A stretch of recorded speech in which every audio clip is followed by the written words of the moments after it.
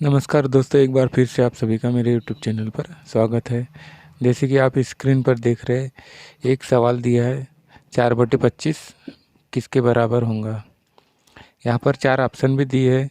ए का मान 4%, बी का मान 16%, सी का मान 25% और डी का मान 19%।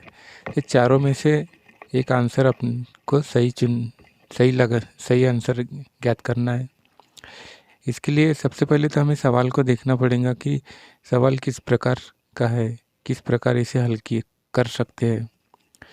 यहाँ पे एक भिन्न दिया है 4/25 और भिन्न तो सवाल तो एक भिन्न में दिया है, लेकिन उसका आंसर जो है हमें प्रतिशत में दिया है। तो इसे किस प्रकार से हम हल कर सकते हैं, कैसे समझ सकते हैं, आइए इस वीडियो के माध्यम से मैं आपको हल करके बताता।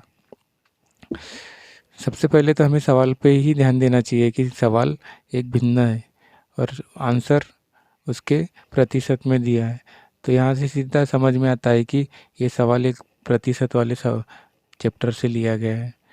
तो इस सवाल को हल करने के लिए हमें प्रतिशत के नियम के अनुसार किसी भी भिन्न को प्रतिशत में बदलने के लिए उसमें 100 से गुना किया जाता है। इसी नियम के आधार पे हमें इस दिखने वाले कठिन सवाल को सरल कर सकते हैं। आइए दोस्तों, हम समझते हैं इस सवाल को कैसे हल करते हैं। हल 4/25 एक भिन्न दिया है, इसे हम प्रतिशत के नियम के अनुसार इसे हल कर सकते हैं। यहाँ प्रतिशत के नियम लगाते हैं। प्रतिशत नियम से 2 प्रकार के नियम दिए जाते हैं। उसमें किसी भी भिन्न को प्रतिशत में बदलने के लिए उसमें 100 से गुना किया जाता है और किसी भी प्रतिशत को भिन्न में बदलने के लिए 1/100 से गुना किया जाता है। तो यहाँ पे भिन्न का सवाल दिया है, तो हमें भिन्न का ही सूत्र लगाना है।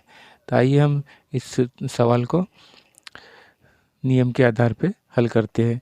किसी भी भिन्न को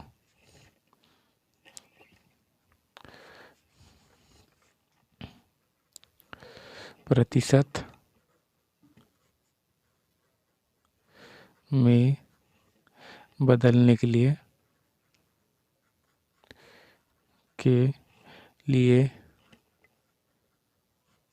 उसमें 100 से गुना किया जाता है।